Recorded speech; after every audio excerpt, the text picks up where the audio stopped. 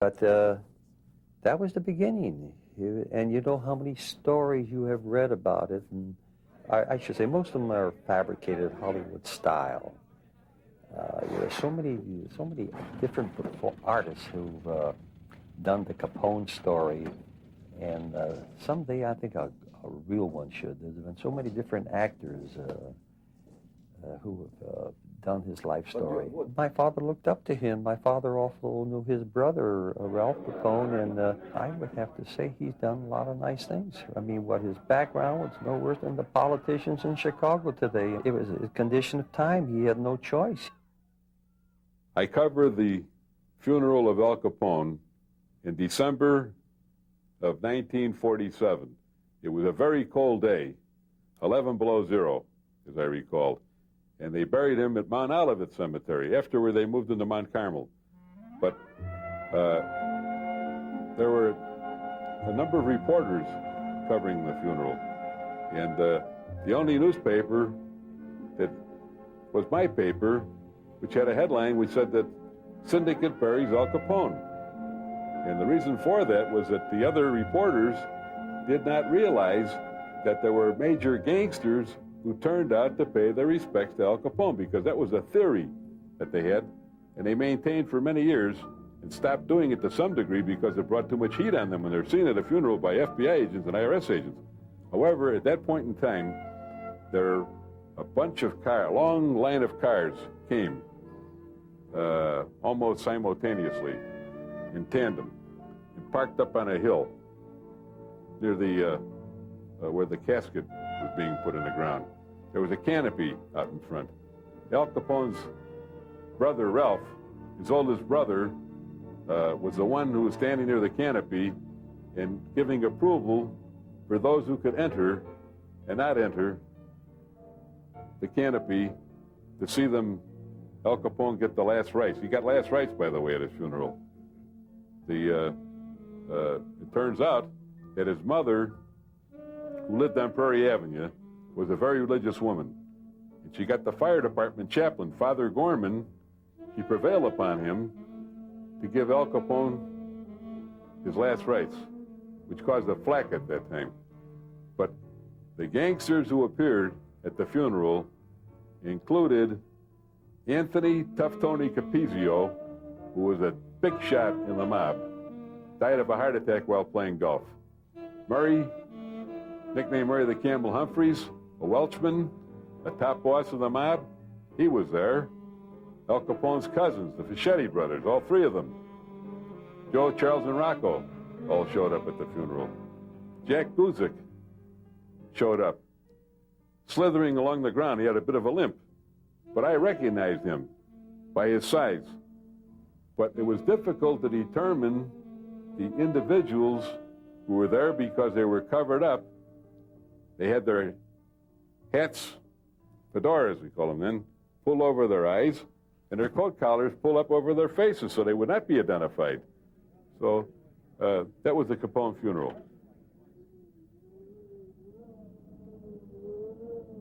I think you could tell the story of the mafia in this country in the church that Al Capone was baptized in.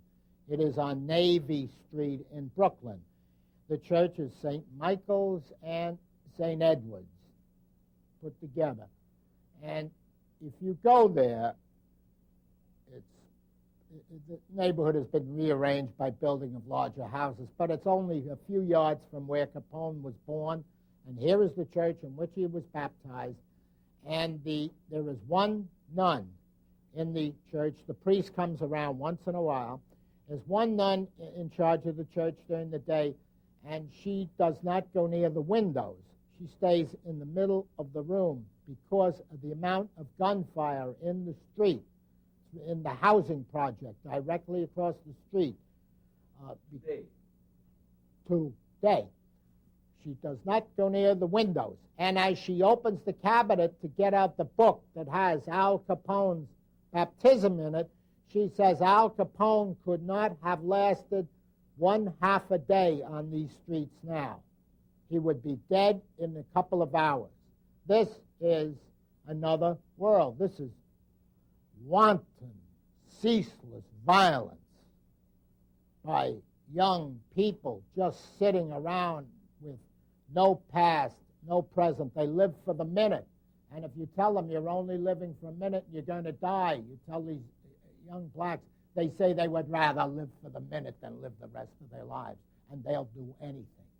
There are no rules. And they're so much more dangerous to themselves first and then everyone else than any mafia ever was. Ever.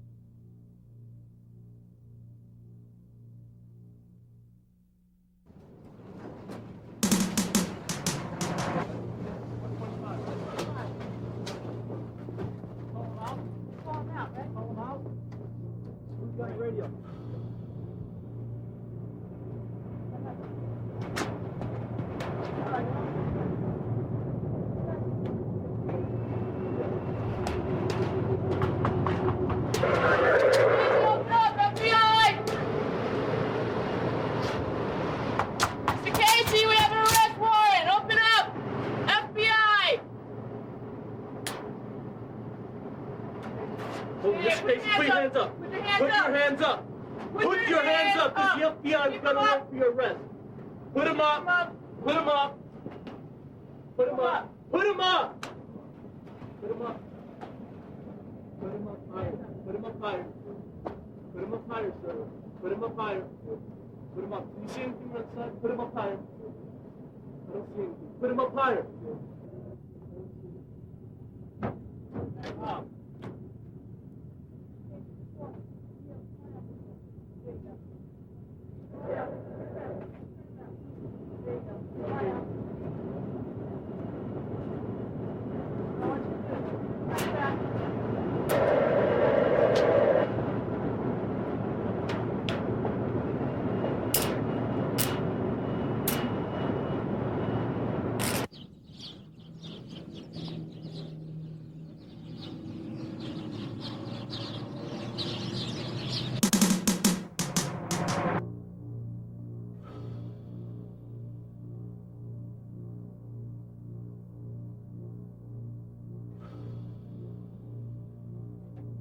FBI, freeze! Get your hands up! Get your hands up! Get your hands up! Who the hell are you? Get your hands up! FBI, come on, get your hands up! Show me some identification! Lay on the ground! Get your hands up! What the hell's going on? Who the hell are you? Sanders, there's people FBI, behind you. get your hands up.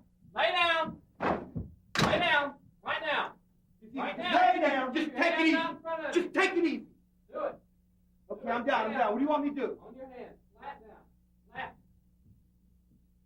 Right there. Keep your hands out. Move. Don't make any moves. Don't move.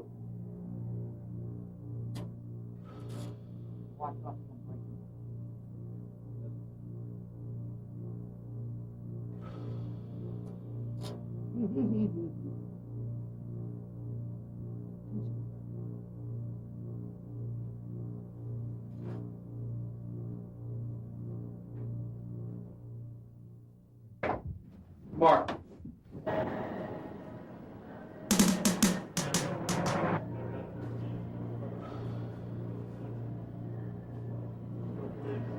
Now raise your hands.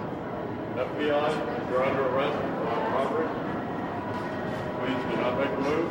Stay where you are. Turn around. Turn around. Stop. Look right. Put both hands behind your back. Hands facing out.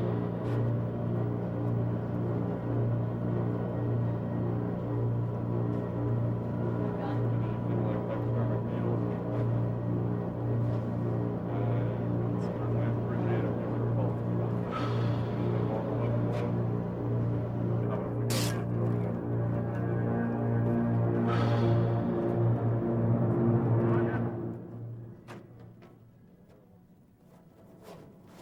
Nothing in my mouth. We'd appreciate it. Cooperate.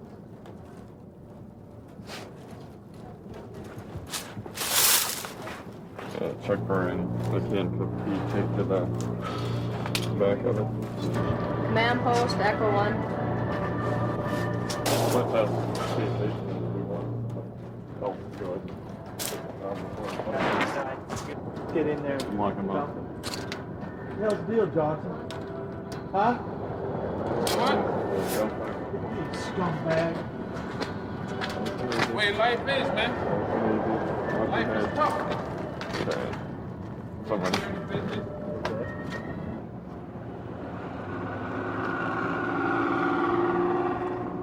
There's always people in our societies that want to conduct illegal activities. The organized crime, as we define it within the FBI, meets the requirements of the Sicilian Mafia as it started over 300 years ago in Sicily, plus the Chinese triads that started over 300 years ago in China, and the Japanese Boryokudan or Yakuza that started 300 years ago in Japan. I believe there's individuals like that in our society that want to conduct illegal activity rather than strive to be a regular citizen. Then, through historic background, these people are brought together for ethnic reasons and common interests, and they've been able to perpetuate what we call a continuing criminal conspiracy, where they're involved on a day-to-day basis in illegal acts. And I think there's just a certain type of personality that likes to be involved in organized crime activities that know no other type of life that they would rather do. And that fosters the organized crime groups throughout the world. Organized crime in the United States is very complicated. I mean, there are 30, 40 different groups, some very large, some smaller.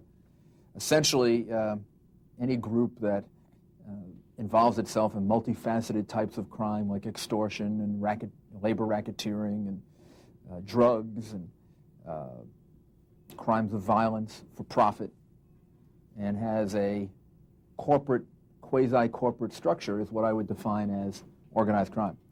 The La Cosa Nostra or the Mafia has become the stereotypical example of it. But we have numerous other types of organized